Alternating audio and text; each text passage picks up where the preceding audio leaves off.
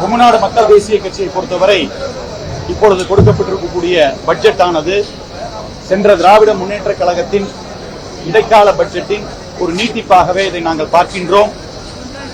நிறைய இடங்களில் அறிவிப்புகள் வந்திருக்கின்றது, அதற்கான தொகை எங்கும் ஒதுக்கப்படவில்லை.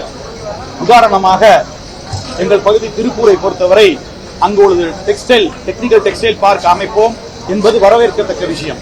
ஏன்னா உலக நாடுகளோடு போட்டி போடும் பொழுது அந்த அப்கிரேடேஷன் வேண்டும். அதற்கான அந்த அறிவிப்பு வரவேற்கத்தக்கதாக இருந்தால் கூட அதற்கான நிதி எங்கும் ஒதுக்கப்படாதது வருத்தம் அளிக்கின்றது.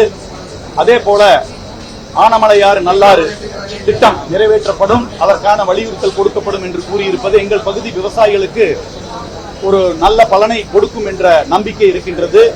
கடந்த பல ஆண்டுகளாக இந்த திட்டத்தை நிறைவேற்றாமல் இருக்கக்கூடிய இந்த நிலையில் இந்த அரசாங்கம் அதை நிறைவேற்றுவோம் என்று சொல்லி இருப்பது வரவேற்கத்தக்கதாக இருக்கின்றது. ஆனால் இது வெறும் அறிக்கையோடு நின்று விடாமல் அதற்கான முயற்சிகளை எடுக்க வேண்டும் என்று இந்த நேரத்தில் கூறிக்கொள்கின்றோம்.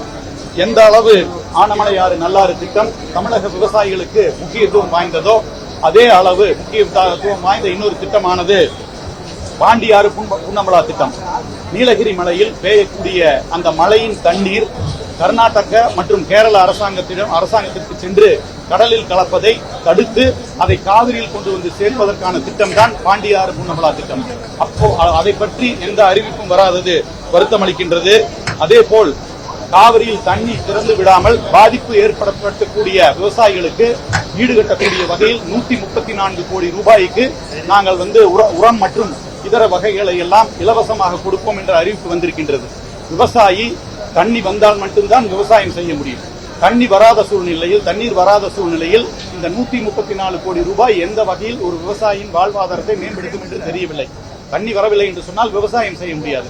விவசாயம் செய்யாத ஒரு இடத்தில் 134 கோடி ரூபாய்க்கு இலவசமாக எதை கொடுத்தாலும் அந்த விவசாயிக்கு அது உபயோகம் இல்லாமல் போய்விடும் என்பதை இந்த நேரத்தில் தெரிவித்துக் கொள்கின்றோம்.